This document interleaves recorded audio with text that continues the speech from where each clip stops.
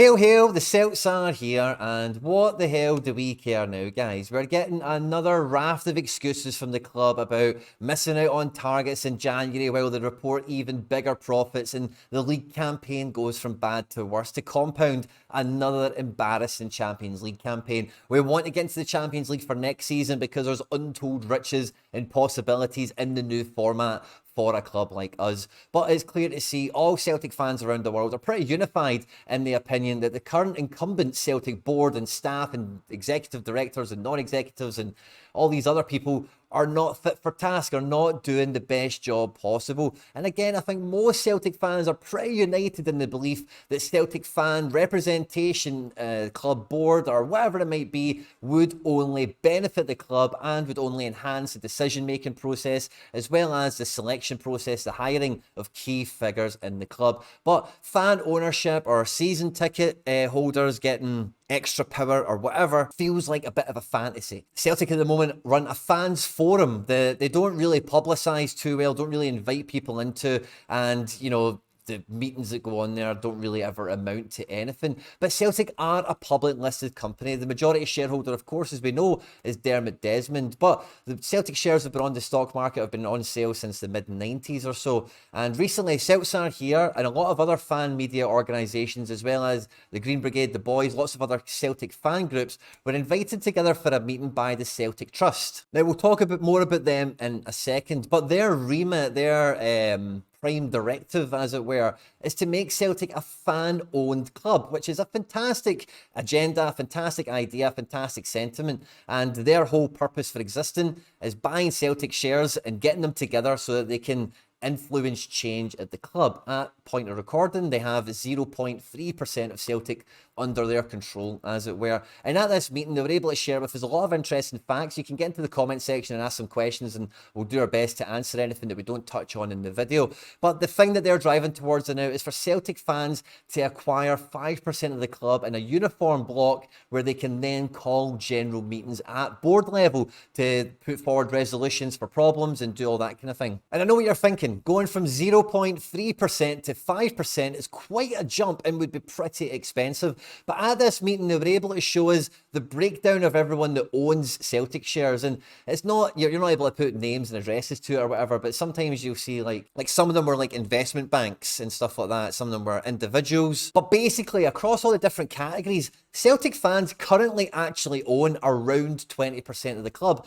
But the biggest problem, and why this doesn't actually mean anything right now, is that 20% of fans that actually own shares right now are in no way connected. They can't actually express the will of the fans as shareholders onto the club because they're all pretty much completely isolated outside of the Celtic Trust. One of the biggest problems they told us that they've got is a generational one. The majority, they believe, of Celtic fans out there that have picked up Celtic shares probably bought them in the 90s and the early 2000s. And if you were buying Celtic shares 30 years ago or whatever, how old would you be now? Are you on the internet? Are you connected to these things? Do you have an updated address? Because if you've moved house since then and updated that with your shareholding, you don't get any correspondence to it. So Celtic fans currently own about 20% of the club, and 20% fan ownership is hugely significant. Now, the drive for 5 is the first thing that is on the milestone hit list, as it were. But if Celtic fans that currently own the club were able to get together 10, 15% of the shares or whatever, that could really enforce real change on Celtic, the kind of change that we all want to happen, to have people in the club that want to take the club to that level it should be at in the world football, European football standings of grandeur that we put ourselves in amongst all the time, because that's our rightful place. So what needs to happen is the Celtic fans who are shareholders around the world right now need to be able to come together, to be able to make their share worth holding, to make their share have a voice at club level to represent the fans. Now, the Celtic Trust, like I've mentioned already, I'm no expert on them. I don't know them, and there's a lot of preconceived notions out there around them. And for all the people who are in attendance, they were all firing questions at them, saying things like, I've been told that the Celtic Trust will take your shares off you if you sign up to it. That's not true. They said things like, we've been told that if you signed up to the Celtic Trust, they would take your dividends off you for the shares you own. Not true. You need to be a shareholder to join the Celtic Trust. Also not true.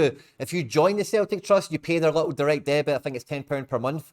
they use that money to buy shares. So de facto, you don't actually need to buy Celtic shares. You could actually just join that trust, help them acquire more shares, and as a consequence, as a member, you are a shareholder instantly. And then the methods and the mechanisms, the legal apparatus around, like if I'm a shareholder and I want the Celtic Trust to have my vote, those things are done on a case-by-case basis. So if I sign my vote over to the Celtic Trust on this particular topic at the next board meeting, then they can take my vote and I know how they're going to act, and they will act with my vote in mind.